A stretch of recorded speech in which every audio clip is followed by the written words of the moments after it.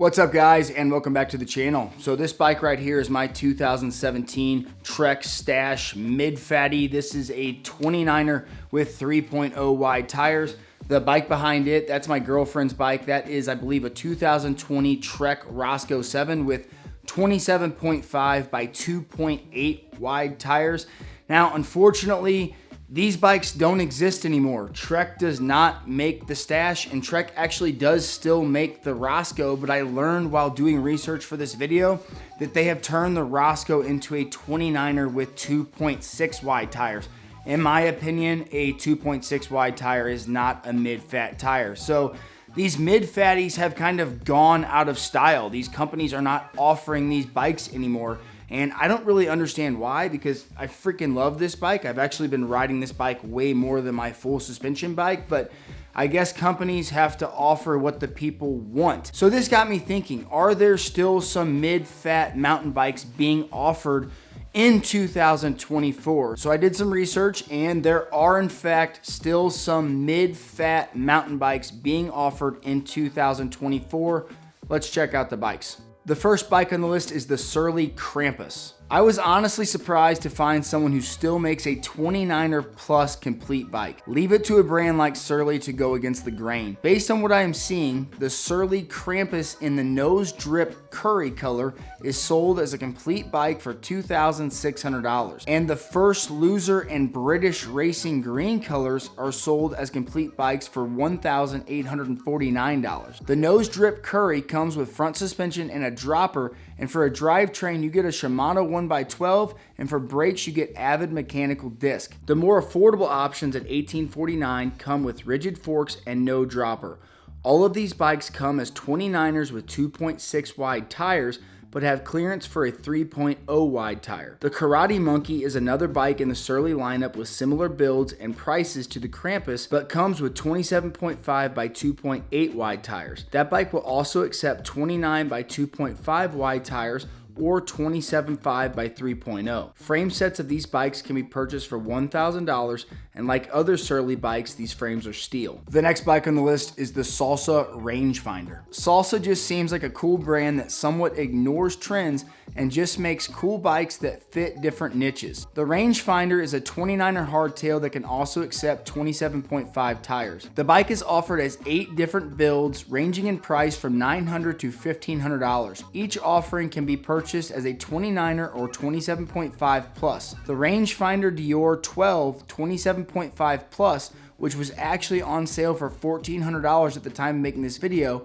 comes as an aluminum frame with a 120mm Suntour air fork, 1x12 Shimano Dior drivetrain, hydraulic disc brakes, and a Tran X dropper post. The bike comes stock with 27.5 by 2.8 wide Maxxis Recon tires. On the 29er models, you get 2.6 wide tires. The next bike on the list is a bike that's kind of been around in the mid-fat game for a while, and that's the Santa Cruz Chameleon. Several years ago, when I was in the market for a mid-fat bike, the Chameleon is one I gave a hard look. If I remember correctly, back then the bike came standard with 27.5 plus tires. Now the bike comes stock with 29 by 2.6 wide tires, but does have the ability to accept 27.5 by 2.8 wide tires. The bike is offered as 3 complete builds ranging in price from $2,100 all the way up to $3,000, and a frame can be purchased for $1,050. The top-end S model for $3,000 uses an aluminum frame, comes with a 130mm Fox 34 float performance fork, 1x12 SRAM GX Eagle drivetrain, SRAM G2R hydro brakes,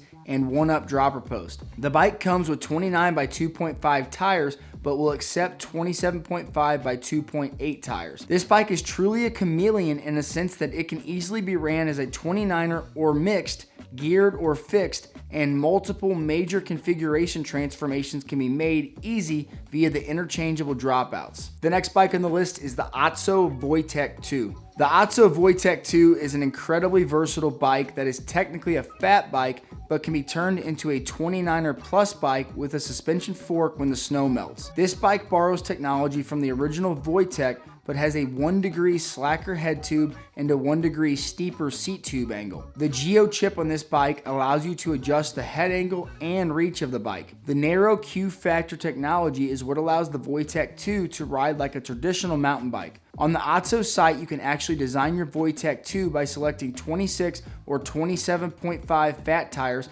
and different builds. The bike can fit 26 by 4.6 or 27.5 by 4.5 wide tires during the winter. Then when spring hits, throw a suspension fork on the bike and run 29 by 3.0 wide tires. These bikes are not cheap and vary in price depending on the build, but it is worth noting that the frames are carbon.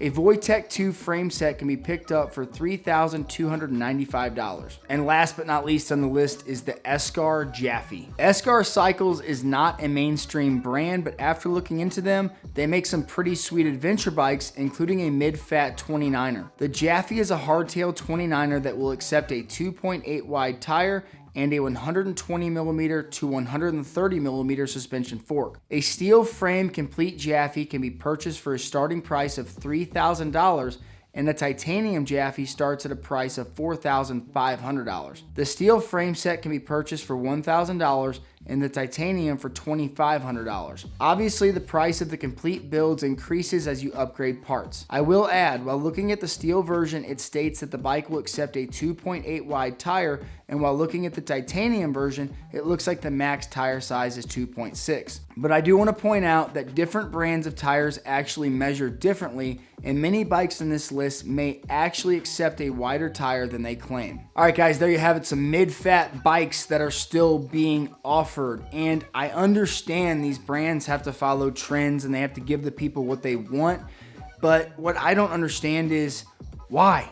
Why did these bikes get phased out? They're a freaking blast to ride. I get it if you're a super shredder and you're folding tires over because the tires are too big or whatever, that makes sense, but for the majority of people out there, these bikes fit so many needs. They're a blast, and I think you guys can agree that they are an absolute joy to ride, and they're incredibly versatile. You know, when there's snow on the ground, I can take this bike out in the snow and it does pretty good. And then it's also a blast for when there's not snow on the ground and I'm just riding trail.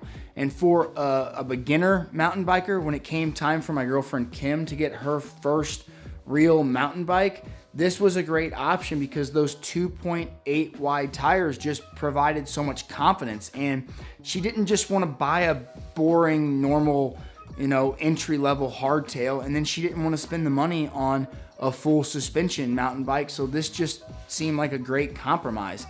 So let me know what you guys think in the comments. Why has the popularity of these bikes just gone away? Why does nobody want them? Or do people want them and they're just not cost effective to make? I don't know what the answer is, but if there's any other mid-fat mountain bikes that I left off this list, please include them in the comments below. If you liked the video, please give it a thumbs up. If you have not subscribed to the channel yet, hit that subscribe button. And until next time, keep crushing it. And then throw your weight on it. Clipped in too. Take my foot in. Shit. I'm in. Oh, shit.